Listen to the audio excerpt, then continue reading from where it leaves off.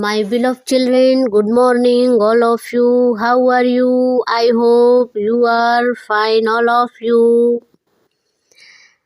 Coming to the main point, आप लोगों को HW में RW का वर्क बोला गया था और आशा करते हैं कि आप लोग रिवीजन वर्क कर चुके होंगे और कोर्स तो पूरा हो गया है, रिवीजन वर्क भी पूरा हो गया है, तो कुछ एक्स्ट्रा आप लोगों को एक्टिविटी कराते हैं।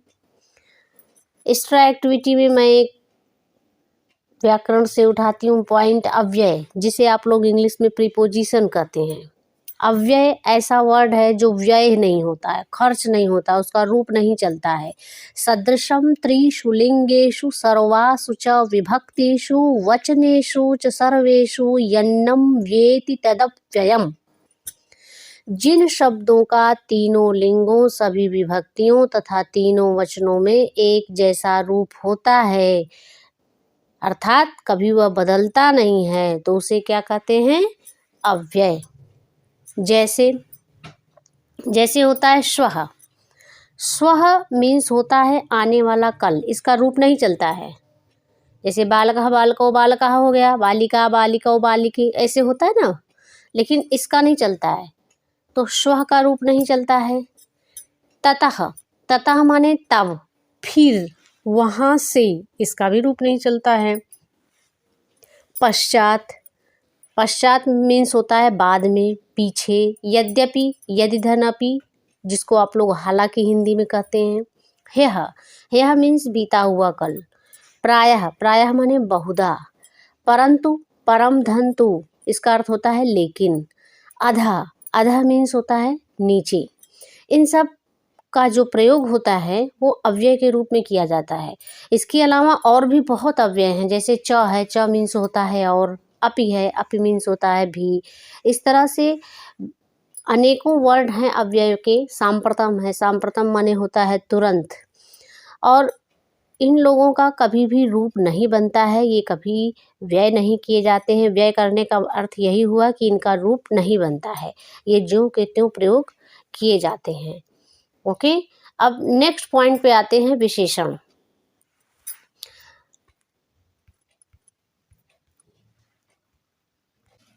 तो विशेषण के विषय में बात करते हैं। इसे हम लोग इंग्लिश में एडजेक्टिव बोलते हैं। संज्ञा की विशेषता बताने वाले शब्द विशेषण कहे जाते हैं। ये जिनकी विशेषता बताते हैं उन्हें विशेष्य कहते हैं। विशेषण शब्दों के रूप विशेष्य के समान होते हैं। यद लिंगम तद वचनम साचा विभक्ति विशेषेषु, तद लिंगम तद वचनम साचा विभक्ति विशेषणेषु। अब देखिए, विशेष्य में जो वचन और विभक्ति और लिंग का प्रयोग होगा, वही लिंग, वचन और विभक्ति का प्रयोग हम विशेषण में भी करेंगे। ये इसका बिल्कुल निश्चित नियम है और इस नियम का हमेशा हमें ध्यान रखना है कि जिस लिंग, वचन और विभक्ति का विशेष्य हो, उसी लिंग, वचन और विभक्ति का प्रयोग हमें विशेषण में भी करना है। ओके, देखिए अभी मैं आपको और बढ़िया से समझाती हूँ। जैसे सुंदर बालकः। अब सुंदर बालकः आपका प्रथमा विभक्ति हो गया, ये अर्थात प्रथमा विभक्ति, एक वचन और पुल्लिंग।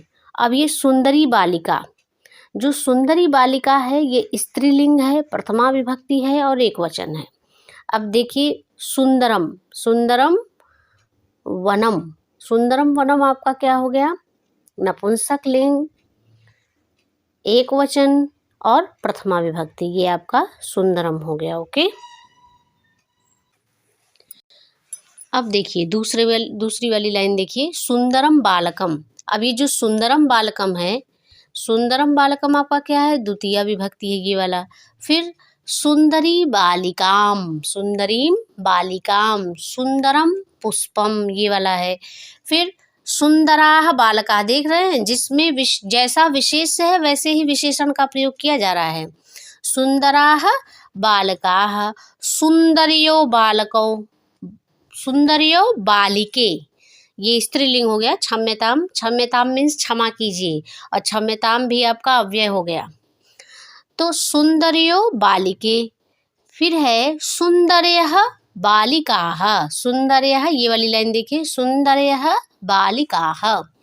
शोभनः ग्रंथः, शोभना पत्रिका, शोभनं पुस्तकं, शोभनौ ग्रंथौ, शोभने पत्रिके, शोभने पुस्तके, शोभनाः ग्रंथाः, शोभनाः पत्रिकाः, शोभनानि पुस्तकानि।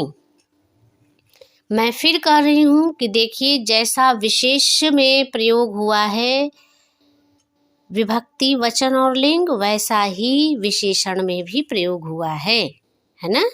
तो ये श्लोक आपका इसमें इस प्रकार चरितार्थ होता है कि यद लिंगम तद वचनम साचा विभक्ति विशिष्येषु तद लिंगम तद वचनम साचा विभक्ति विशेषणेषु। अब इस चीज़ का आप हमेशा ध्यान रखिएगा, ये आगे चल के बड़ी बड़ी परीक्षाओं में भी पूछा जाता है।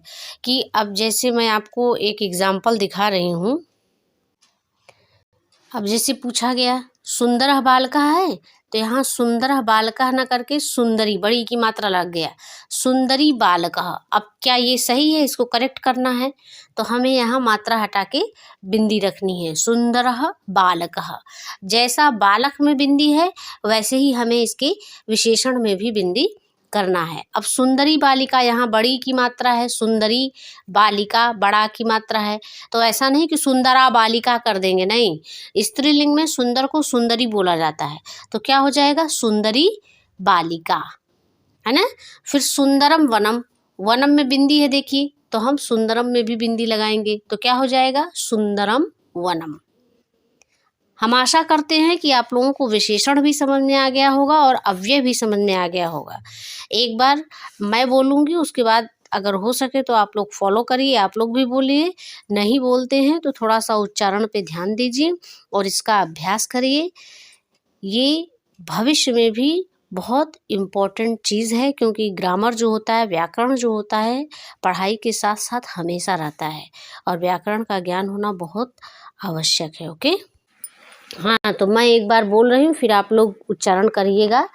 सुंदरः बालकः, सुंदरी बालिका, सुंदरम वनम, सुंदरम बालकम, सुंदरीं बालिकां, सुंदरम पुष्पम, सुंदराः बालकाः, सुंदर्यो बालिके, सुंदर्यः बालिकाः, शोभनः ग्रंथः, शोभना पत्रिका, शोभनं पुस्तकं, शोभनौ ग्रंथौ, शोभने पत्रिके, शोभने पुस्तके, शोभनाः ग्रंथाः, शोभनाः पत्रिकाः, शोभनानि पुस्तकानि।